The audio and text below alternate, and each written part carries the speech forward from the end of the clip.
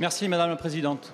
Monsieur le Premier ministre, samedi, j'ai expérimenté physiquement les violences policières dénoncées depuis des semaines. Je quittais tranquillement la manifestation des Gilets jaunes quand, sans raison, les forces de l'ordre ont chargé et après que j'ai décliné mon identité de député, m'ont asséné plusieurs coups de matraque. Ceci est révélateur de la dérive autoritaire de votre gouvernement. Chaque samedi, de plus en plus de citoyennes et citoyens pacifiques sont frappés, mutilés, mis en garde à vue, avec une doctrine de maintien de l'ordre qui ne fait qu'exacerber la violence. De fait, vous utilisez la police et la justice pour réprimer toute contestation sociale, par exemple en prolongeant abusivement des gardes à vue de gilets jaunes sans aucun fondement. Lors du vote, il y a quelques jours, de la loi anti-casseurs, notre collègue de Courson s'inquiétait avec nous de la dérive possible de l'autorité administrative de triste mémoire. Il avait raison, la loi n'est pas définitivement votée, mais nous y sommes déjà. Le préfet de Gironde s'est empressé de réagir samedi et cautionne le matraquage d'un élu de la République par les forces de l'ordre. Il fait un amalgame à dessein sur la réalité légale qui prévaut lors de manifestations, déclarées ou non, dans le but de limiter arbitrairement le droit constitutionnel de manifester.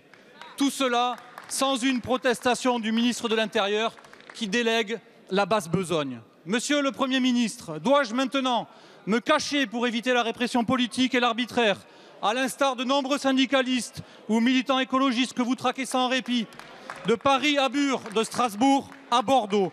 Dois-je m'enfuir en courant devant les forces de l'ordre censées garantir notre sécurité? Je m'y refuse.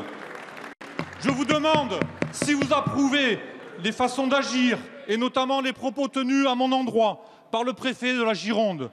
Si ce n'est pas le cas, Monsieur le Premier ministre, je vous demande ici, solennellement, de relever le préfet Didier Lallement de ses fonctions et vous demande ce que vous comptez faire immédiatement pour garantir les libertés constitutionnelles qui nous concernent toutes et tous. Merci, Monsieur le député. La parole est à Monsieur Christophe Castaner, ministre de l'Intérieur. Monsieur le Président, Madame la Présidente, Monsieur le député Prud'homme, Mesdames, Messieurs les députés. D'abord, la blessure que vous avez pu montrer, Monsieur le député, sur les réseaux sociaux appelle votre émotion, mon émotion aussi. Mais il faudrait revenir sur les faits tels que vous les évoquez, mais tels qu'ils me sont aussi rapportés, qu'ils l'ont été par les forces de police. Et, Monsieur le député, tels qu'ils ont été aussi filmés par les forces de police. Et je vous le dis tout de suite au début de ma réponse, si une plainte était déposée, cela permettra à celles et ceux qui seraient mis en cause de pouvoir produire l'ensemble des images qui sont à leur disposition et de voir aussi une réalité un peu différente de celle que vous évoquez. Mais il est essentiel, Monsieur le député, de rappeler ce dont nous parlons. Samedi dernier, à Bordeaux, comme cela se produit depuis de trop nombreuses semaines, à la fin de la manifestation, celle-ci a été maillée d'incidents. C'est hélas classique à Bordeaux, vous le savez, des dégradations sur la place Pleyberland, des bris de vitres des abris du tramway, des jets de projectiles en direction des forces de l'ordre ou des jets d'excréments, d'ailleurs à Bordeaux. Et comme leur avait demandé le préfet de Gironde sous mon autorité que j'assume pleinement, les forces de l'ordre ont organisé la dispersion de la manifestation de la manière la plus rapide possible, afin d'éviter que les violences constatées au fil des semaines écoulées se reproduisent. Et notamment, Monsieur le député, en interdisant la manifestation dans la rue où vous vous trouviez, non pas ceint d'une écharpe bleu-blanc-rouge, mais d'un gilet jaune. Par deux fois, Monsieur le député, vous êtes revenu vers les forces de sécurité, non pas en allant à votre véhicule, mais vous êtes revenu. Et vous avez eu l'occasion, à un moment, je le sais, d'exciper votre carte de député. D'ailleurs, celle-ci n'a pas été reconnue, et vous devez vous en souvenir, puisqu'un policier vous a répondu « Moi aussi, je suis flic, Monsieur le député ».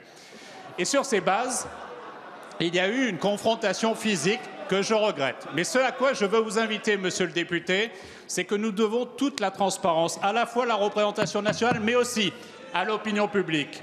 Et très clairement, il me semble que ce n'est pas la place d'un député que d'être dans un lieu interdit pour une manifestation et que ce n'est pas l'attitude d'un député que de se retourner, de provoquer, de baisser de baisser le bouclier de protection des forces de l'ordre et qu'il me semble qu'un échange avec nos hommes devrait nous permettre d'avancer dans la bonne direction. Voilà, monsieur le député.